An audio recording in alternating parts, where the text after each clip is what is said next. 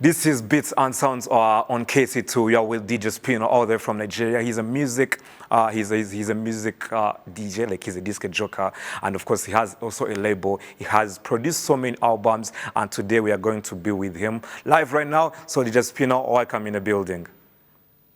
Thank you. How have you been? I've been great. It's been a quick year, but it's a new year. I'm excited. I'm looking forward to awesome year. But I've been great. Okay, basically, let's talk about 2021. What do you have for us out there, like in 2021? The projects are a lot. There are a lot of projects coming out this year. And the first one will probably be the video to my new single with Fireboy DML. It's called Charade. The video will be dropping anytime from now. So look forward to that. And I will announce all the things we have planned out for the year as we go into the year. Okay, before we go to that, and I wanted to ask you, who is DJ Spinall?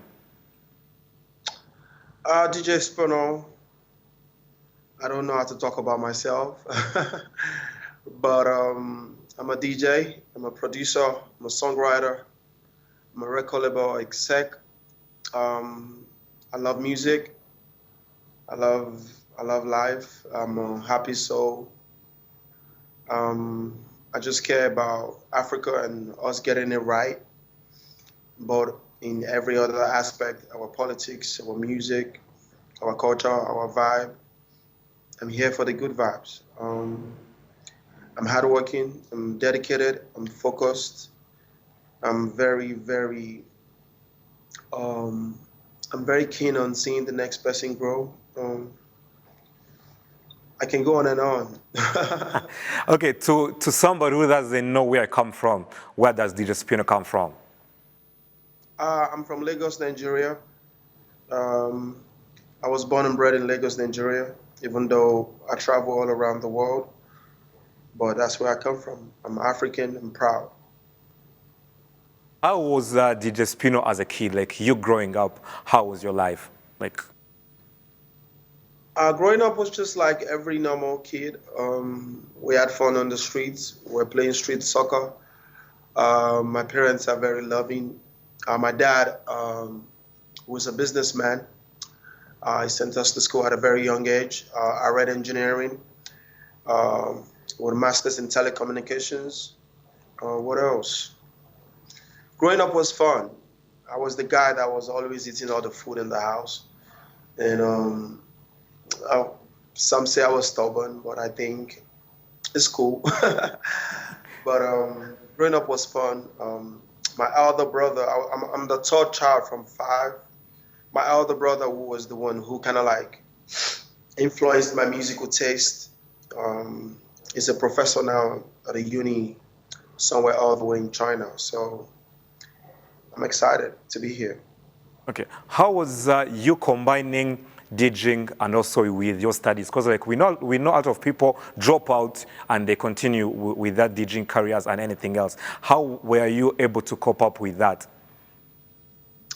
It was tough at the beginning. It's always whatever thing you get into. Businesses are always tough at the beginning. I was dedicated. I was focused. I remained focused. I remained dedicated to the craft. It was genuine passion. I didn't want to do music because everybody's doing music. I'm doing music because I genuinely love music, and it was according to my own terms. And I was done with uni, and I'm like, Dad, Mom, take your certificate. I'm gonna do what I want to do. They gave me the support that was needed. They gave me all the advice I could need in the world, and they gave me a lot of prayers as well. So I guess with all those things and with a self-decision to conquer, I was just doing what I'm ordained to do. I'm still learning while I'm working at it, and I keep on working on myself and making sure that I get better at everything I do. Okay, don't you think you're lucky? Because like a lot of parents in Africa don't really give out that. Like you cannot have a degree, like, and you go home, you're like, Mom, this is a degree. Let me just go there and be a DJ. Don't you take yourself as a lucky person in Africa? I will say that the world has changed, and my parents are quite informed. They are educated as well, so they know that the world has changed. We're in a world where, you know, even people that work in offices, they're just grumbling. They're not happy doing what they're doing. And I just chose to follow my passion. It wasn't an easy decision for myself and for my parents, but I guess the end justifies the means. I don't want to ever do something I'm not happy with. I don't want to work for anyone who doesn't make me see myself worth. So I love music, and I couldn't think of doing anything else. Okay, all right. So like you have this specific style of the dress, like you have like the cap, like let me say that. So what is the secret behind it? Like the way you wear, the way you dress, and everything. What's the secret behind that? Um, I'm a big fan of fashion. I love fashion from different continents, but I'm an African man, and I feel like the cap is worn across all African countries. All tribes wear caps in Africa, whether you're Hausa man, Igbo, Yoruba, wherever you come from. I'm sure in Rwanda people wear hats, but I decided to make mine from our fabrics, from our prints from different parts of Africa that I've been. I bought different materials. I think I copied this one from Senegal, and wherever I go, I just go to the local market and purchase and sew them. And whether I wear them with a different brand, I still make sure that I keep my African style with me wherever I go in the world. So if I come to Rwanda, hopefully soon, you will take me to the local market and I'll find something, you know? All right, yeah, I'll be. I guess like it will be my pleasure to take you there. Of course, like I know some people like I can take you, and you buy like those kind of capes and the dresses and everything else. Yes. But like still from there, let me just. You have a record label called the Cap Music. So was it being influenced by the dress code itself? Yes, I feel like back here, everybody know me as DJ Spinall. Some know me as Top Boys. Most people call me the Cap. So I created a record label just to help new artists lend their voice. So there was no better name to call it. We didn't want to call it DJ Spinall Music Label. We didn't want to call it Top Boy Music. We just thought the Cap Music was right. And that's how it came about the name. You have performed across the whole world. Like, okay, let's just say like you have not come to Rwanda, but you plan to do that. There is this performance you had, BET 2017, BET Awards. That's my, Rwanda. yeah, you've been here. Yeah, I've been to Rwanda. I love Rwanda. I was in Rwanda in 2017. It was Okay. for a short visit, however, but I intend to be back as soon as the I mean, the airports are open. performance, you come to the stadium, you performing to the, like the way you performed in 2017, the BET Awards 2017, and like let's just talk about that because like to me, it's one of the favorite times I have seen you perform. So how was the experience on that that scenario? The BET platform is a global platform. I was privileged to perform there was it 17 or 18? I can't remember now, but it was one of the very pivotal moments of my career.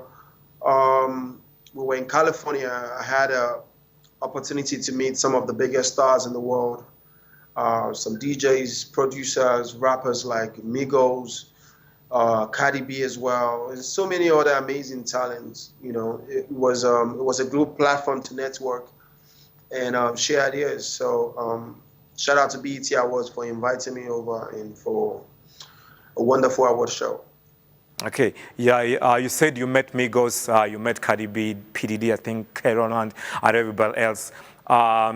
We as other people want to meet those people, but you met them. So I want to talk about, like, tell us more on that. How was the experience meeting those global, like, those famous artists that basically we look up to at sometimes?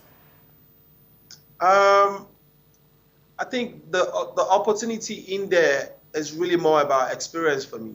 I think my African talents are the biggest superstars in the world. Lately, I don't get excited when I meet other talents from the world because I've met Whiskey. And Whiskey, Davido, Burna Boy, they're the biggest in the world. So when I meet other people, it's just like, hey, nice to meet you, well done. So for me, I feel like it's good to see other people from other sides of the world who are doing something big, and if we get to vibe, is awesome. If we can get to create music, is awesome. But most importantly, it's not. I don't I don't see any difference between them and the guys that I work with at home. They're all creatives and they're all doing it big in different styles. Yeah, talking about the guys you create music with and everybody else that you have on board, you have a new album that's Grace. Let's just talk about the name first. Like, why did you call it Grace? 2020 was the year I dropped the album in December. Grace because my whole life has been nothing short of grace. Grace also because it's my fifth studio album and grace is a five-letter word.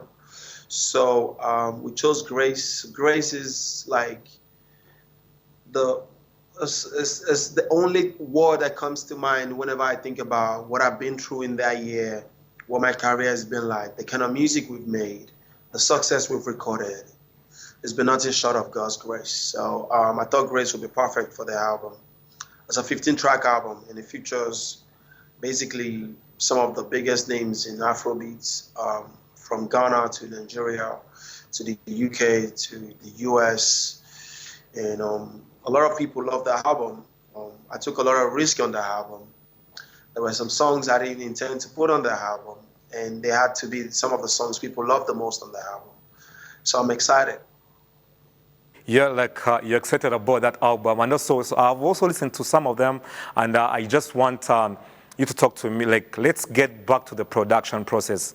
Like, you making 15 track album, it's not an easy thing. So how was that journey? Like the process of making Grace? The process of making Grace was different from every other project I've made in the past.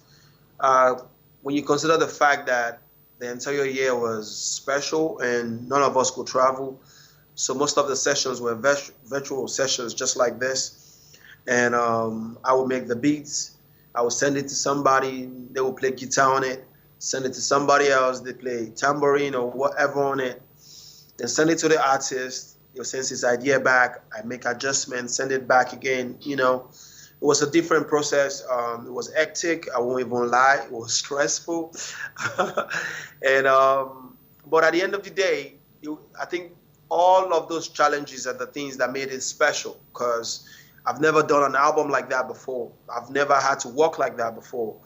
I remember sleeping on a Zoom call with some of the artists because we were all tired.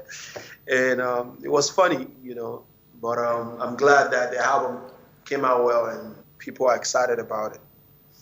Okay, I get you. Like, you're glad the album came out and people are excited about that. But still, there is a lot that happens behind the scene as we've been talking about how you fell off on the Zoom meeting with some other people. I just want us to get deeper into the challenges that you faced during that album. Half of the time, I think I spent about 7 months of 2020 in California. I had gone to California in was it February to shoot the video for the song with Cranium. And while we were leaving, we're done with the video shoot and we hear that there's a pandemic in town and we can't travel, blah blah blah. So I was out there for a long time making music, recording from different studios, and I will always have to send them back. When you're in the studio with an artist, it's a better vibe. You can connect, you can understand yourselves better.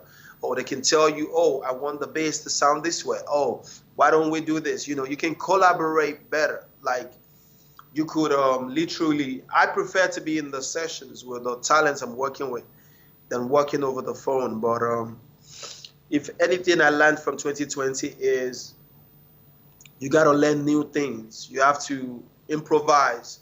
When things don't work the way you expect them, you have to, think out of the box and make something work. And we made a beautiful album. I remember making the record with World and Niniola. The record with World, we started recording in London I met Ward. I saw Ward in London, and we recorded the first verse. Then I abandoned the song. Then one day I was just going through my production doc, and I saw it. I'm like, wow, we can bring back this record. So I FaceTimed Niniola in Nigeria, and I'm like, yo, I need you to jump on this record. Send the record to her. She did the idea. She called me back. You know, it was the back. The process was different. Really and truly, I would like, I would really prefer to have recorded in the room with them because that's what I'm used to. But I got to learn new ways of making music, and some of the records that we put out, like Tonight featuring Omali, it was recorded apart. I was in California when we recorded that, and that was a success. The record with Pressure, with Dice, same thing. Uh, the records that were recorded in the studio are songs like Every Time. I was in the studio in London with Cranium when we recorded that. Um, then the record with Wizkid and Tiwa Savage also was recorded before the pandemic. So it's a beautiful experience to learn how to work and learn how to improvise when things don't go your way. Okay, I just want like you have worked with so many people. I just want us to talk about like how do you choose those artists that you feature on your album, like in the first place? Like how do you choose them? If I'm being honest with you, a lot of people have asked me this question several times, and it's the same answer because I respect music so much, and I like the music be the guide to what I do. So when I'm making a beat, it's the music that tells me who best fits into this. Sometimes the artists don't even want what I want, so we end up doing something else. Sometimes the artists have a better idea than I do. Sometimes I have a better idea than the artists do. But at the end of the day, we always respect the music. You know, I don't put myself ahead of the music. I don't put anybody else ahead of the music. It's the music that dictates who best fits into the sound. And sometimes we get it right, sometimes we don't. And that's the beauty of music. And I, I, I have learned that the music speaks for itself. You don't have to stress yourself over it. Sometimes you send a song to an artist, they're not feeling it. It doesn't mean they don't want to do it. It's just that, you know, they're not in the mental frame of mind to record that kind of sound at the moment.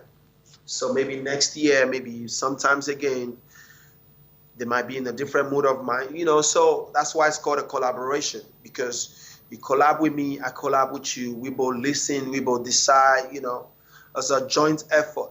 So the music and the people that decides for me most times. Okay, I will get that. So like on that album, maybe like the last question on the album that I can ask you is Yeah. like how many videos can we expect? Because like it's a 15-track audio, but still, how many videos can we expect? Because I think that there are two out there. This is Love by you with KC2 Savage, Every Time by Klenium and you. So like how many can we expect in 15 tracks?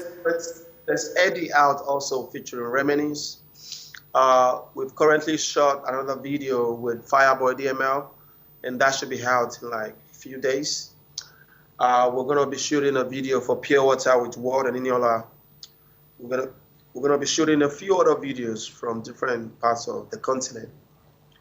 And I don't want to make promises so people don't say, "Oh, Spinall, you promised us this video." So no promises, but I'm working hard, and I'm sure with time you will get all the videos. But in the meantime, Sherry, DJ Spinall featuring Fireboy DML, the video will be coming out in a few days. If you have not subscribed to my YouTube channel, go on YouTube right now and click the subscribe button, search for DJ Spinall and subscribe to my YouTube so that when the video drops, you will be the first to see it. All right. So let's just close this interview with, I know a lot of DJs here in Rwanda. You inspire them and they love you so much. So I just want you to give a message to every DJ out there who thinks he can be like you. Like not you, but to do whatever you're doing. So just give them some advice. My advice to my Ugandan brothers and sisters doing what I do is don't give up, and try to do it differently. The next DJ is not your problem. Build your own fan base, build your own supporters, build your own. I don't personally, see other DJs as a problem to me. I train a lot of DJs here in Nigeria, and I feel like it's important to pass knowledge. But also, it's more important for DJs to, understand that they are special and understand that it's timing. At different times, things will work out for you. But in the meantime, you have to work harder. You have to work extremely hard, and you have to try to learn new things and try to do things differently. And don't give up. Don't give up. So DJ Spinall, thank you so much, and I look up to seeing you here, when this pandemic ends, and we shall catch up on that with more on what your work will be by then. Thank you so much. My regards to everybody at Rwanda TV and all my fans in Rwanda. I love you guys so much, and I can't wait to be back properly for a proper show. I get you. So you're still watching Beats and Sounds on KC2, and of course my name is Klepy. We shall be right back after that new song of DJ Spinall.